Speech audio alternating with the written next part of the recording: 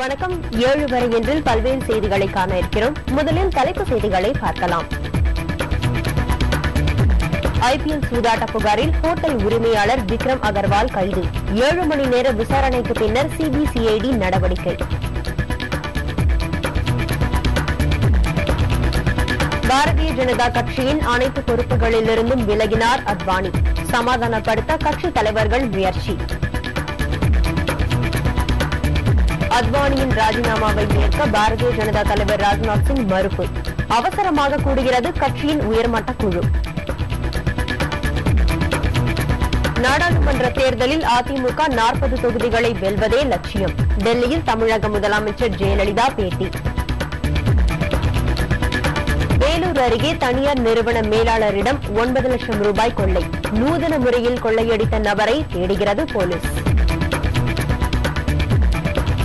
வாடிக்கையாளர்களுக்கு தவறாக வழிகாட்டிய புகாரில் 3 தனியார் வங்கிகள் மீது நடவடிக்கை. 10.5 கோடி ரூபாய் அபராதம் விதித்தது ரிசர்வ் வங்கி. ஐபிஎல் சூதாட்ட புகார் தொடர்பாக ராஜஸ்தான் அணி உரிமையாளர் ராஜ்குந்த்ரா இடைநீக்கம். இந்திய கிரிக்கெட் வாரிய செயற்குழு கூட்டத்தில் முடிவு. நாடாளுமன்ற தேர்தலில் தமிழகம், புதுச்சேரி உட்பட 40 தொகுதிகளிலும் வெற்றி பெறுவதே அதிமுகவின் நோக்கம் என்று அந்த கட்சியின் தலைவரும் தமிழக முதலமைச்சருமான ஜெயலலிதா கூறியுள்ளார். மேலும் தற்போதைய சூழலில் கூட்டணி குறித்த பேச்சுக்கு இடமில்லை என்றும் அவர் தெரிவித்தார். டெல்லியில் மத்திய திட்டக்குழு துணைத் தலைவர் மான்டேக் சிங் அலுவாலியாவை சந்தித்த பின்னர் செய்தியாளர்களுக்கு அளித்த பேட்டியில் இவ்வாறு அவர் குறிப்பிட்டார். முன்னதாக தமிழகத்திற்கு மத்திய அரசு 37,128 கோடி ரூபாய் ஒதுக்கீடு செய்துள்ளதாகவும் ஜெயலலிதா தெரிவித்தார். நரேந்திர மோடி தனது சிறந்த நண்பர்களில் ஒருவர் என குறிப்பிட்ட அவர் அத்வானி விவகாரம் குறித்து கருத்து கூற மறுத்துவிட்டார். அது பாரதிய ஜனதாவின் உட்கட்சி விவகாரம் என்றும் மட்டும் ஜெயலலிதா கூறினார்.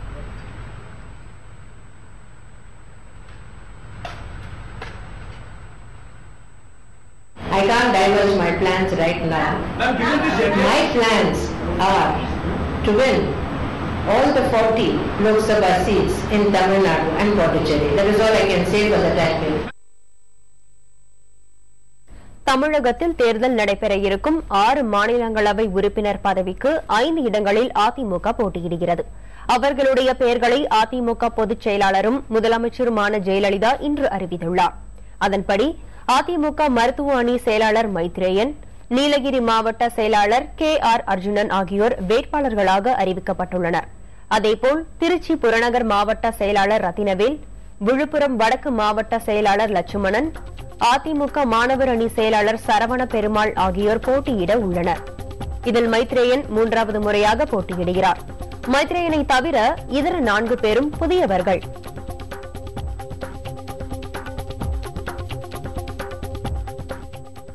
வேலூர் மாவட்டம் ஆம்பூரில் இந்தியன் வங்கி வாசலில் தனியார் நிறுவன ஊழியரிடம் 9 லட்சம் ரூபாய் ரொக்கப்பணம் கொள்ளையடிக்கப்பட்டுள்ளது.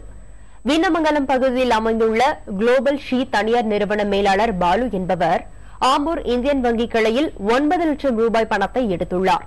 பின்னர் பணத்துடன் வெளியே வந்த பாலுவிடம் மர்ம நபர் ஒருவன் சட்டையில் மை அடிக்கப்பட்டுள்ளதாக கூறியுள்ளான். இதை கேட்டு திரும்பிய வேளையில் 9 லட்சம் ரூபாய் பணத்துடன் அந்த நபர் ஓட்டம் பிடித்தார். பாலுவின் அலறல் கேட்டு திருடனை பிடிக்க பொதுமக்கள் முயன்றனர். இருப்பினும் திருடன் தப்பி ஓடிவிட்டான்.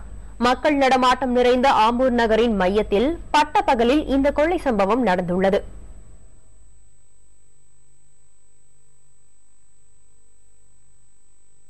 சென்னையை அடுத்த தாம்பரம் அருகே ஸ்டேட் பேங்க் ஆஃப் இந்தியா வங்கியின் ATM மையத்தில் கொள்ளை முயற்சி நடைபெற்றுள்ளது. வாடிக்கையாளர் ஒருவர் பணம் எடுக்க சென்றபோது ATM மையத்தின் கதவு உடைக்கப்பட்டிருப்பது தெரியவந்தது. இதையடுத்து அவர் கட்டிட உரிமையாளர் ராமசாமியிடம் புகார் அளித்துள்ளார். இதனைத் தொடர்ந்து சேலையூர் காவல் நிலையத்தில் புகார் அளிக்கப்பட்டுள்ளது. புகாரின் பேரில் காவல்துறையினர் வழக்கு பதிவு செய்து விசாரணை மேற்கொண்டு வருகின்றனர். முதற்கட்டமாக கைரேகை நிபுணர்கள் உதவியுடன் தடயங்கள் சேகரிக்கப்பட்டுள்ளது. KYC எனப்படும் வாடிக்கையாளர் குறித்த முழுமையான விவரங்களை சேகரிப்பு நடவடிக்கையை மீறியதாக 3 முன்னணி தனியார் வங்கிகளுக்கு ரிசர்வ் வங்கி 5 கோடி ரூபாய் வரை அபராதம் விதித்துள்ளது. அதன்படி ஆக்சிஸ் வங்கிக்கு 5 கோடி ரூபாய் அபராதமும், HDFC வங்கிக்கு 4.5 கோடி ரூபாயும் அபராதம் விதிப்பதாக ரிசர்வ் வங்கி தெரிவித்துள்ளது. இதே காரணத்திற்காக ICICI வங்கிக்கு 1 கோடி ரூபாய் அபராதம் விதிக்கப்பட்டுள்ளது. எனினும் இந்த வங்கிகள் கருப்பு பணத்தை முதலீடாக பெற்றதாக கூறப்பட்ட புகார் மீது இதுவரை எந்த ஆதாரமும் இல்லை என்று ரிசர்வ் வங்கி அறிவித்துள்ளது. 3 தனியார் வங்கிகளும் கருப்பு பணத்தை முதலீடாக பெறுவதாகவும் வாடிக்கையாளர் விவரங்களை சரிபார்க்காமல் பல கணக்குகள் தொடங்க அனுமதிப்பதாகவும் கோப்ரா போஸ்ட் என்ற புலனாய்வு செய்தி இணையதளம் வீடியோ ஆதாரத்துடன் செய்தி வெளியிட்டு பரபரப்பை ஏற்படுத்தியது. அதன் மீது நடத்தப்பட்ட விசாரணையின் அடிப்படையில் இந்த வங்கிகளுக்கு ரிசர்வ் வங்கி அபராதம் விதித்துள்ளது.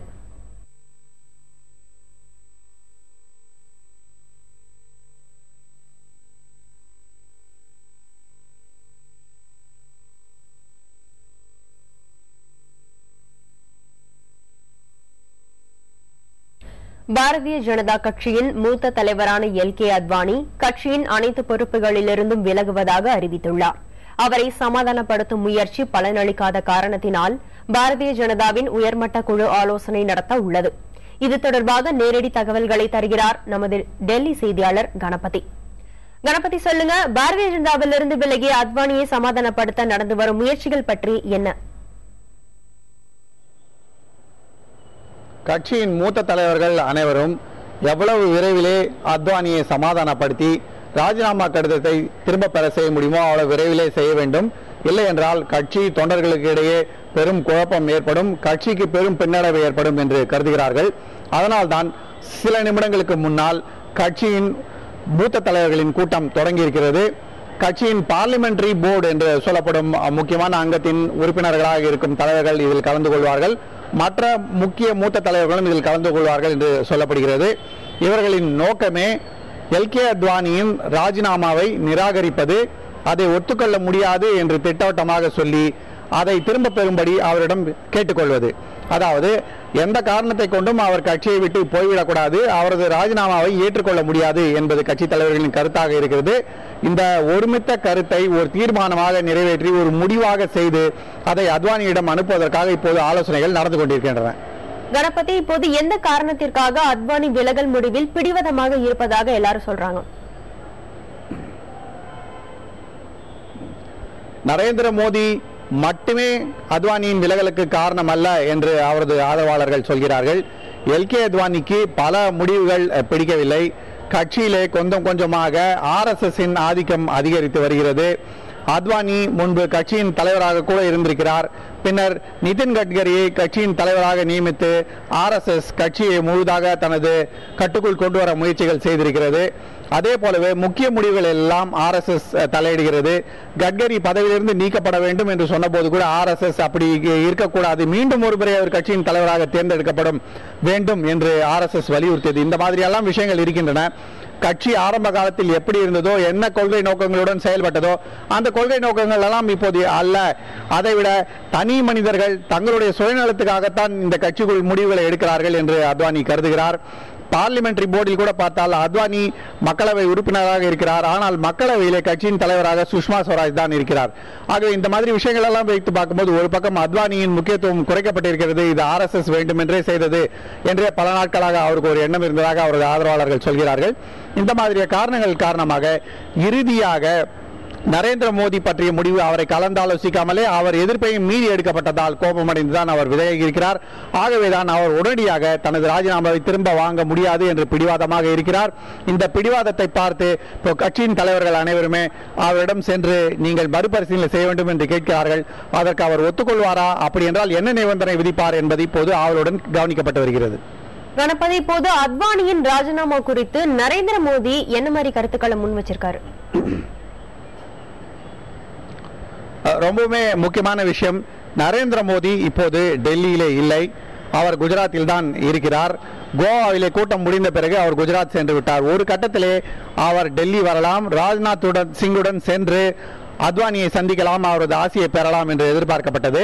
ஆனால் நேற்று நரேந்திர மோடி ட்விட்டர் மூலம் வெளியிட்டிருந்த தகவல் என்னவென்றால், நான் எல்.கே. அத்வானியுடன் தொலைபேசியில் பேசியிருக்கிறேன், அவர் எனக்கு ஆசீர்வாதம் கொடுத்திருக்கிறார் என்பது. இன்று மீண்டும் ட்விட்டர் மூலமாக நரேந்திர மோடி ஒரு தகவலை கொடுத்திருக்கிறார். நான் எல்.கே. அத்வானியிடம் தொலைபேசி மூலம் தொடர்பு கொண்டு பேசினேன், நீண்ட நேரம் இந்த பேச்சுவார்த்தை நடந்தது. அவருடைய முடிவை மறுபரிசீலனை செய்யும்படி நான் கேட்டுக்கொண்டிருக்கிறேன். அவர் கட்சியின் தொண்டர்களை ஏமாற்ற மாட்டார் என்று நான் நம்புகிறேன் என்று நரேந்திர மோடி சொல்லியிருக்கிறார்.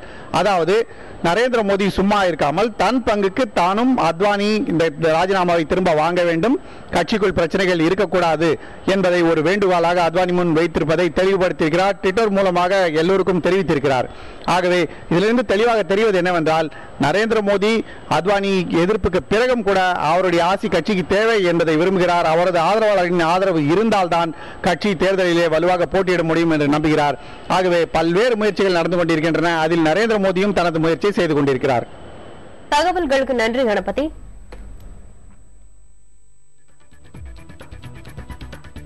புதுச்சேரியில் பணி நீக்கம் செய்யப்பட்ட ஊழியர்கள் மீண்டும் அரசு வேலையில் சேரும் போராட்டத்தில் தடியடி. விவரங்களை அறிந்து கொள்ள இணைந்திருங்கள் புதிய தலைமுறையுடன். புதுச்சேரியில் பணி நீக்கம் செய்யப்பட்ட தற்காலிக ஊழியர்களுக்கும் காவல்துறையினருக்கும் ஏற்பட்ட மோதலை அடுத்து 300 பேர் கைது செய்யப்பட்டனர். பணி நீக்கம் செய்யப்பட்ட ஊழியர்களில் சுமார் 300 பேர் வலுக்கட்டாயமாக பொதுப்பணித்துறை தலைமை பொறியாளர் அலுவலகத்தில் நுழைய முற்பட்டனர். காவல்துறையினர் அவர்களை தடுத்து நிறுத்தியதால் இருதரப்புக்கும் இடையே தள்ளுமுள்ளு ஏற்பட்டது. போராட்டக்காரர்கள் அலுவலக வாயிலேயே அமர்ந்து தர்ணாவில் ஈடுபட்டதால் போலீசார் தடியடி நடத்தி கலைக்க முயன்றனர்.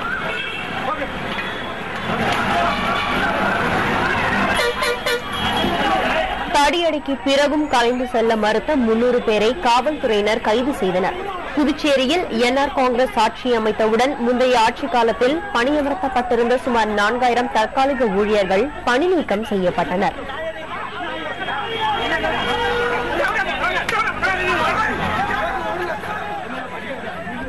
திருப்பூர் மாவட்டம் பல்லடம் அருகே அடிப்படை வசதிகளை நிறைவேற்ற வலியுறுத்தி வீடுகளில் கருப்பு கொடியேற்றி பொதுமக்கள் போராட்டத்தில் ஈடுபட்டனர். விரைவில் அடிப்படை வசதிகளை செய்து தரவில்லை என்றால் தாலுகா அலுவலகத்தை முற்றுகையிடப் போவதாகவும் அவர்கள் எச்சரித்துள்ளனர். இதனிடையே கடந்த 25 ஆண்டுகளாக 24க்கும் மேற்பட்ட தொகுப்பு வீடுகள் பழுது பார்க்கப்படாமல் உள்ளதாகவும் இதனால் குழந்தைகள் உட்பட அனைவரும் அச்சத்தில் வாழ்வதாகவும் அவர்கள் கூறுகின்றனர். இது தொடர்பாக பலமுறை அதிகாரிகளிடம் புகார் அளித்தும் எந்த நடவடிக்கையும் எடுக்கவில்லை என்று அவர்கள் குற்றம் சாட்டியுள்ளனர். பழுதடைந்த வீடுகள் குறித்து பட்டியல் தயாரிக்கப்பட்டு வருவதாகவும் விரைவில் நடவடிக்கை எடுக்கப்படும் என்றும் நகர்மன்ற தலைவர் கூறியுள்ளார். ஸ்டெர்லைட் ஆலையில் உற்பத்தியை தொடங்க உச்சநீதிமன்றம் அனுமதி அளித்துள்ளது. தூத்துக்குடி ஸ்டெர்லைட் ஆலையை திறக்க எதிர்ப்பு தெரிவித்து தமிழக மாசு கட்டுப்பாட்டு வாரியம் தொடர்ந்த வழக்கில் இன்று நடந்த விசாரணையில் இந்த உத்தரவு பிறப்பிக்கப்பட்டுள்ளது. இந்த உத்தரவு ஆலையின் செயல்பாடுகள் மற்றும் வெளியேறும் வாயு தன்மையினை ஆராய்வதற்காக அமைக்கப்பட்டுள்ள 4 பேர் கொண்ட குழு சோதனை செய்வதற்கு ஏற்ற வகையில் அமையும் என நீதிபதிகள் கருத்து தெரிவித்துள்ளனர். மேலும் அந்த குழு தேசிய பசுமை தீர்ப்பாயத்திற்கு தாக்கல் செய்யும் அறிக்கையின் நகலை உச்சநீதிமன்றத்திலும் அளிக்க வேண்டும் என உத்தரவிடப்பட்டுள்ளது. தாமிர உருக்காலையான ஸ்டெர்லைட் ஆலையில் இருந்து நச்சுப்புகை வெளியேறுவதாக கூறப்பட்ட புகாரின் அடிப்படையில் தமிழக மாசு கட்டுப்பாட்டு வாரியம் ஆய்வு நடத்தியது. இதன் பின்பு அந்த ஆலையை மூட கடந்த மார்ச் மாதம் 23ஆம் தேதி உத்தரவிட்டது. இந்த உத்தரவை எதிர்த்து ஆலை தரப்பில் தாக்கல் செய்யப்பட்ட மனுவை தேசிய பசுமை தீர்ப்பாயம் விசாரித்தது. பின்பு சில நிபந்தனைகளுடன் ஆலை செயல்பட அனுமதி அளித்தது. இதை எதிர்த்து தமிழக மாசு கட்டுப்பாட்டு வாரியம் வழக்கு தொடர்ந்துள்ளது. இலங்கை பிரச்சினையில் முதலமைச்சர் ஜெயலலிதா இரட்டை வேடம் போடுவதாக திமுக தலைவர் கருணாநிதி குற்றம் சாட்டியுள்ளார். இது தொடர்பாக அவர் இன்று வெளியிட்டுள்ள அறிக்கையில், இலங்கை அரசு தமிழர்களுக்கு எதிராக போர் நடத்துவதில்லை என்றும் விடுதலை புலிகளை எதிர்த்துதான் போர் புரிகிறது என்று இறுதிப் போர் நடைபெற்ற நேரத்தில் ஜெயலலிதா கூறியதாகவும் தற்போது மத்திய அரசு மீது அவர் குற்றம் சாட்டுவதாகவும் கருணாநிதி தெரிவித்துள்ளார். மேலும் இலங்கை ராணுவத்தினரை திருப்பி அனுப்ப கோரி போராட்டம் நடத்திய 136 பேர் போலீசாரால் கைது செய்யப்பட்டுள்ளனர் என்றும் அவர் தனது அறிக்கையில் குறிப்பிட்டுள்ளார்.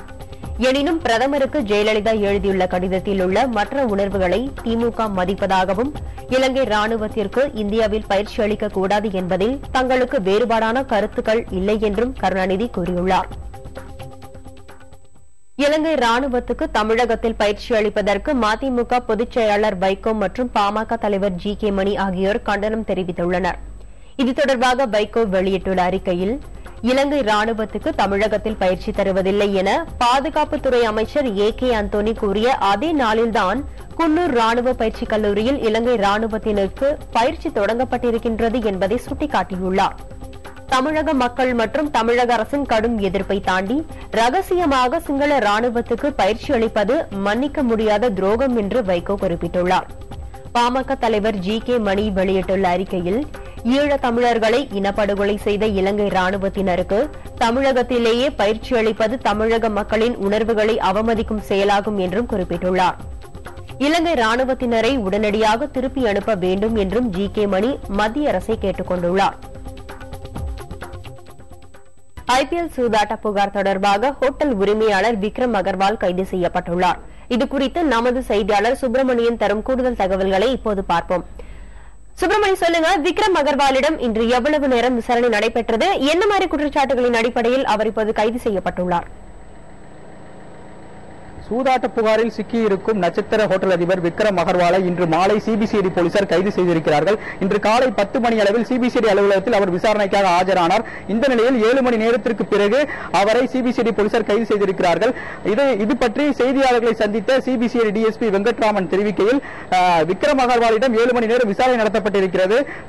சூதாட்ட தலைவரான கிட்டியுடன் அவர் நெருங்கிய வட்டாரத்தில் இருந்திருக்கிறார். அது மட்டுமல்லாமல் தனது நட்சத்திர ஹோட்டலில் உள்ள அறையை சூதாட்டத்துக்கு பயன்படுத்தியதற்காக விசாரணையில் தெரிய வந்திருக்கிறது.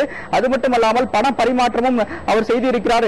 இது தொடர்பான ஆதாரங்களை தாங்கள் சேகரித்து வைத்திருக்கிறோம், அதனால் அவரை கைது செய்திருக்கிறோம் என்று சிபிசிஐடி போலீசார் தெரிவித்திருக்கிறார்கள். இது மட்டுமல்லாமல் அடுத்த கட்டமாக அவரை நீதிமன்றத்தில் ஆஜர்படுத்தும் நடவடிக்கையில் சிபிசிஐடி போலீசார் இறங்கியிருக்கிறார்கள். ஐஸ்வர்யா. சுப்பிரமணி, தங்கள் தகவல்களுக்கு நன்றி. மேலும் பல அண்மை செய்திகளை உடனுக்குடன் அறிந்து கொள்ள இணைந்திருங்கள் புதிய தலைமுறையுடன்.